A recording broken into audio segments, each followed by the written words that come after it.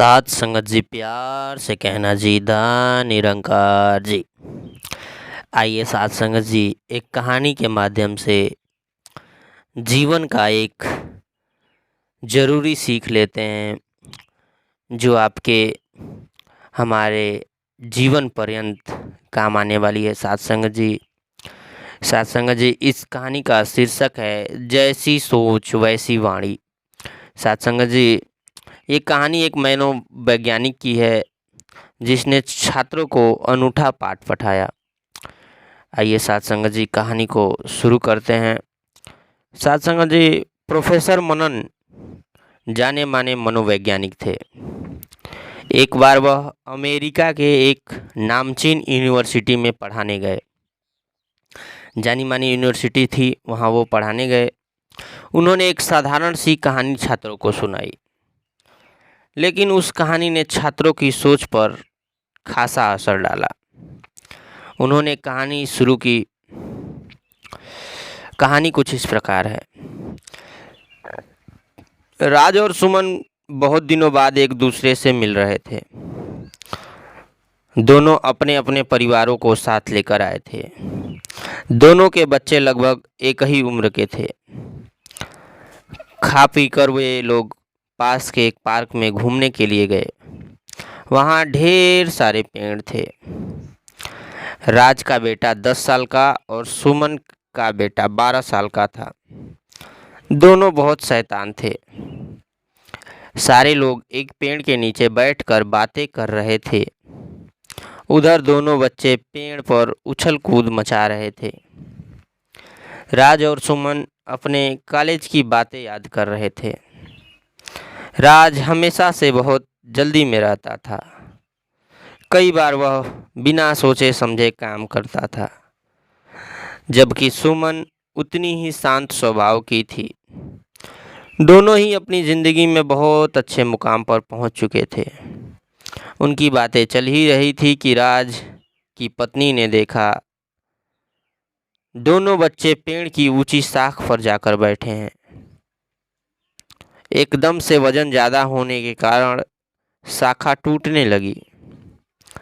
राज तुरंत चिल्लाया, बंटी देखो गिर जाओगे। वहीं सुमन पीछे से चिल्लाई, कस कर पकड़ना, हम आ रहे हैं। जब तक वे अपने बच्चों के पास पहुंचे, राज का बेटा बंटी शाखा से गिर गया और उसे काफ़ी चोट आई। पर सुमन का बेटा शाखा को कसकर पकड़े रहा और बच गया। प्रोफेसर बोले, आप कहेंगे इसमें कौन सी बड़ी बात है, बच्चे शैतानी करेंगे तो पेड़ से गिरेंगे ही। पर क्या आपने गौर किया कि बंटी पेड़ से गिर गया, जबकि सुमन का बेटा पेड़ को कसकर पकड़े रहा? यह आम बात नहीं है। इसके पीछे एक कारण है। जब राज ने बंटी से बोला देखो गिर जाओगे, तो बंटी के दिमाग में जो तस्वीर बनी, उसमें वह गिर रहा था। उसका ध्यान गिरने की प्रक्रिया पर था। वहीं सुमन के बेटे के दिमाग में तस्वीर बनी कि वह शाखा को पकड़े हुए है और उसकी माँ उसे बचा रही है, इसलिए वह नहीं गिरा। यानी हम जो बोलते हैं, उसका काफ़ी असर हमारी या किसी सुनने वाले की सोच पर और कर्म पर भी होता है। हम अगर यह सोचेंगे कि हम कहीं शाखा से गिर न जाएं, तो हम पहले ही गिरने की कल्पना करेंगे और फिर बचने की। लेकिन अगर हम यह सोचेंगे कि हम कसकर शाखा को पकड़े रहें, तो हम सिर्फ शाखा को पकड़े रहने की कल्पना करेंगे। चाहे तो आप खुद आजमा कर देख लीजिए। सत्संग जी, इस कहानी का तात्पर्य है कि वास्तव में हमारा नज़रिया ही हमारा भविष्य निर्धारित करता है। सत्संग जी, सुमन थी जो कि सोच समझकर कोई भी काम शांत स्वभाव से करती थी, जबकि राज बिना सोचे कोई भी काम करता था।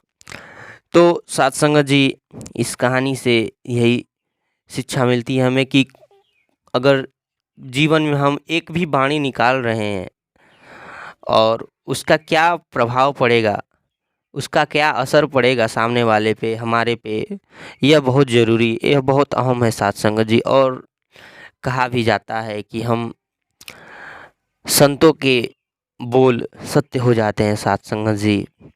कभी कभी गुस्से में आदमी कुछ ज़्यादा ही उत्तेजित होकर कुछ अनाप शनाप बोल देता है साथ संगत जी। इससे हमको बचना चाहिए साथ संगत जी। अपने गुस्से पर खुद को काबू करना चाहिए साथ संगत जी। तो आइए साथ संगत जी, इसी सीख के साथ इस कहानी को समाप्त करते हैं। प्यार से कहना जी, धन निरंकार जी।